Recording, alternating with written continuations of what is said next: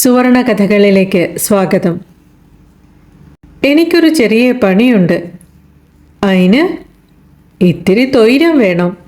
ഓ പിന്നെ പറയണ കേട്ടാ തോന്നും ഇവിടെ എല്ലാവരും അന്നെ തൊയ്രം കെടുത്താനായിട്ട് നടക്കാന്ന്. 100 പണി വേറെ കിടക്കണുണ്ട്. എഴുത്തുമുറിയിൽ ചെന്നിരുന്നു. ജാലകശീല നീക്കിയതും കിളി വന്ന് അടച്ചിട്ട ജനൽപ്പാളിയിൽ കൊത്താൻ തുടങ്ങി. അതിനെ നോക്കിയിരുന്ന് അരമണിക്കൂർ അങ്ങനെ പോയി. ഒരിക്കൽ കൊത്തു സഹിക്കാനാവാതെ ജനൽ തുറന്ന് ആട്ടാൻ ശ്രമിച്ചതും വീട്ടിനുള്ളിൽ കയറിക്കൂടി പാറി നടന്ന കിളിയെ പുറത്താക്കാൻ പെട്ട പാട്. കൊടും ചൂടത്ത് ഫാൻ പോലും ഇടാൻ പറ്റാതെ 2 മണിക്കൂർ അതിന് അധ്വാനിച്ചത് ഓർത്തപ്പോൾ കൊത്ത് കണ്ടും കേട്ടുമിരുന്നു. വാതിലിലും മുട്ട്. അമ്മക്കിളിയാണ്. കഴിഞ്ഞോ? എന്ത്? കഥയെഴുത്ത്? കഥയൊരു മുട്ടയല്ല, മുറിയടച്ച പാടെ ഇരുന്നിടാൻ. ഏതായാലും ഇത്ര നേരായിട്ടും മുട്ടയിടാത്ത സ്ഥിതിക്ക് വാതിലൊന്ന് തുറന്ന. ഒരു കാര്യം പറയാനുണ്ട്. വാതിൽ തുറന്നു. തേങ്ങാക്കാരൻ നാളെ തേങ്ങയിടാൻ വരാന്ന് പറഞ്ഞിരുന്നു. നാളെ വരില്ലേ എന്ന് ഒന്ന് വിളിച്ചു ചോദിക്ക്. സ്വന്തമായിട്ടങ്ങ് ചോദിച്ചാൽ പോരെ? ഏതായാലും ഇവിടെ വെറുതെ മേൽപോട്ട് നോക്കി ഇരിക്കല്ലേ. എനിക്ക് വേറെ പണിയുണ്ട്.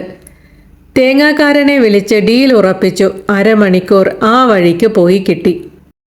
കഥയുടെ മുഖം മുഷിഞ്ഞു. സാരമില്ല, നമുക്ക് ശരിയാക്കാം എന്ന് സമാധാനിപ്പിച്ച് പേപ്പർ എടുത്തതും കോളിംഗ് ബെൽ അടിച്ചു. ഞായറാഴ്ച പിരിവുകാരാണ്. ഓ, ദീപ ഇവിടെ ഉണ്ടല്ലോ. അമ്മ ആഹ്ലാദത്തോടെ അവരോട് പറയുന്നു. ഇനി ഇറങ്ങി ചെല്ലാതെ രക്ഷയില്ല. അമ്പലപ്പിരിവുകാരാണ്. ഇടയ്ക്കൊന്ന് അമ്പലത്തിലേക്ക് വന്നൂടെ? ദൈവം ടീച്ചറെ പിടിച്ച് തിന്നൊന്നുമില്ല.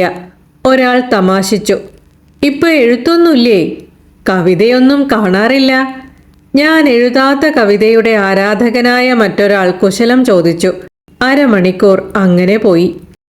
എന്തായാലും പുറത്തിറങ്ങിയില്ലേ? ഒരു ചായ കുടിച്ചു പൊയ്ക്കോ. അമ്മയുടെ ക്ഷണം. ചായ കുടിച്ച് വീണ്ടും എഴുത്തുമുറിയിൽ. ഒറ്റയ്ക്ക് കൊത്താൻ ഒരു റങ്കില്ലാത്തതുകൊണ്ട് കിളി മറ്റൊരു കിളിയെയും വിളിച്ചുകൊണ്ടു വന്നിട്ടുണ്ട്. ഇപ്പോ 2 കൂടി ചേർന്നാണ് ടക് ടക് ടുക് ടുക്. തല പെരുക്കുന്നു. എന്നാൽ ഞാൻ അങ്ങോട്ട് എന്ന മട്ടിൽ നിൽപ്പാണ് കഥ. നിൽക്ക്, പറയട്ടെ എന്ന് കഥക്കൈയിൽ പിടിക്കാൻ ഓങ്ങിയതും വാതിലിൽ പിന്നെയും മുട്ട്. ലക്ഷ്മി ചേച്ചി അടിച്ചുവാരാൻ വന്നതാണ്. എന്നെ സ്വസ്ഥമായി കയ്യിൽ കിട്ടിയ സന്തോഷത്തിൽ മൂപ്പത്തി കുറച്ചു ഗോസിപ്പും നാട്ടിലെ കൊച്ചു വർത്തമാനങ്ങളും പറഞ്ഞു തന്നു. വേണ്ടാന്ന് പറയാൻ തോന്നിയില്ല. ലക്ഷ്മി ചേച്ചി പോയതും അമ്മ വിളിച്ചു. ചോറുണ്ണാൻ വന്നോ?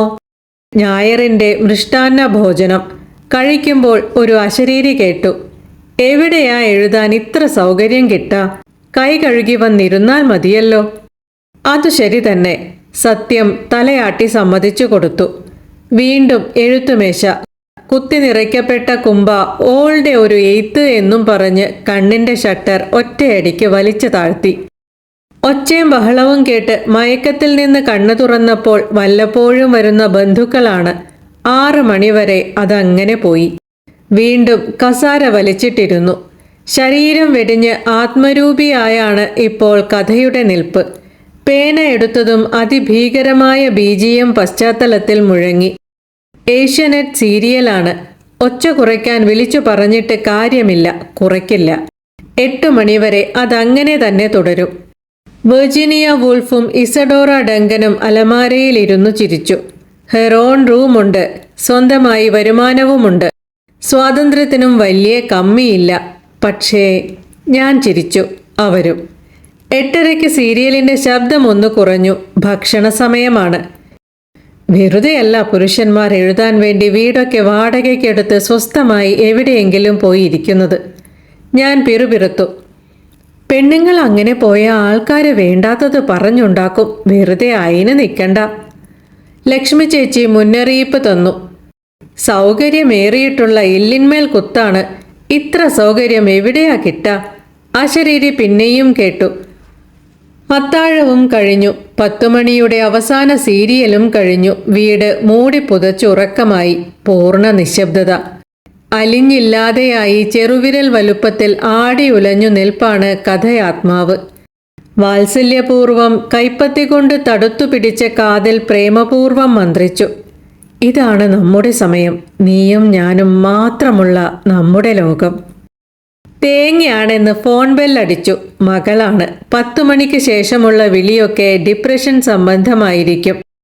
ഒരാൾ ഡിപ്രഷൻ അടിച്ചു വല്ലതും വന്നു പറയുമ്പോൾ അത് മിണ്ടാതെ കേൾക്കുക എന്നതാണ് അവരോട് ചെയ്യാനുള്ള ഏറ്റവും വലിയ കാര്യമെന്ന് സൈക്കോളജിക്കാരി പഠിപ്പിച്ചു തന്നിട്ടുണ്ട്. സ്കൂട്ടറിൻ്റെ ടയർ ഇടയ്ക്കിടയ്ക്ക് പഞ്ചറാകുന്നതും വണ്ടി മാറ്റി വാങ്ങാൻ പറ്റാത്തതും എക്സാമിൽ ഒരുപാട് പഠിക്കാനുള്ളതും റൂമിൽ പായുന്ന പല്ലികളും കൂറകളും ശരിയല്ലാത്ത ഭക്ഷണവും ഡിപ്രഷന്റെ കാരണങ്ങൾ അങ്ങനെ പലതാണ്. നീണ്ടുപോയ ആ വർത്തമാനം കഴിഞ്ഞ് ഫോൺ വെച്ച് വാച്ച് നോക്കി. അർദ്ധരാത്രി. ടോയ്ലറ്റിൽ പോകാൻ എഴുന്നേറ്റ അമ്മ മുറിയിലെ ലൈറ്റ് കണ്ട് വിളിച്ചു പറഞ്ഞു, മതി എൻ്റെ എഴുത്ത്, നിർത്തിക്കോ, പാതിരാത്രി കഴിഞ്ഞു. അങ്ങനെ വിട്ടുകൊടുത്താൽ പറ്റില്ലല്ലോ. മന്ത്രവാദത്തിനിരിക്കുന്ന ആഭിചാരിണിയെ പോലെ മാഞ്ഞുപോയ കഥയാത്മാവിനെ ആവാഹിക്കാൻ പേപ്പറും പെന്നുമെടുത്ത് ജനലരികിൽ വന്നിരുന്നു. ടുക് ടുക് ടക് ടക്. ഈ പണ്ടാരങ്ങൾക്ക് ഉറക്കവുമില്ലേ? അമ്മയെപ്പോലെ കിളികളും ഒരു റൗണ്ട് ഉറക്കം കഴിഞ്ഞ് ടോയ്ലറ്റിൽ പോകാൻ എഴുന്നേറ്റതായിരിക്കും. ഉറക്കമൊക്കെ കഴിഞ്ഞ് ഉണർന്ന ഉഷാറിൽ രണ്ടും കൂടെ മത്സരിച്ച് ആഞ്ഞു കൊത്തുകയാണ്. ഇന്ന് അങ്ങട്ട് കൊത്തിപ്പൊളിച്ചൂട്. ആഭിചാരക്കളം മടക്കി വച്ചു. രാവിലെ മാതാശ്രീ, ആ കഥയൊന്നിങ്ങട്ട് കാട്ടിയാ ഞാനൊന്ന് വായിച്ചു നോക്കട്ടെ. തലപ്പിരാന്തിൽ തിരിഞ്ഞു നിന്ന് തുറിച്ചു നോക്കിയപ്പോൾ പിറുപിറുപ്പ് കേട്ടു. ഞാനൊന്ന് വായിക്കാൻ ചോദിച്ചപ്പോ ഓൾക്ക് പുച്ഛം. ഏതായാലും ഞാൻ വായിച്ചത്ര കഥയൊന്നും നീ വായിച്ചിട്ടില്ല. ഒരു വലിയ എഴുത്തുകാരി. ഒരു ഫ്ലൈയിങ് കിസ്സിൽ കോർപ്പിച്ചു പിടിച്ച ആ മുഖം വിരിഞ്ഞു. ഇന്നത്തെ ദിവസവും. വീണ്ടും കാണാം പ്രതീക്ഷയോടെ. നന്ദി.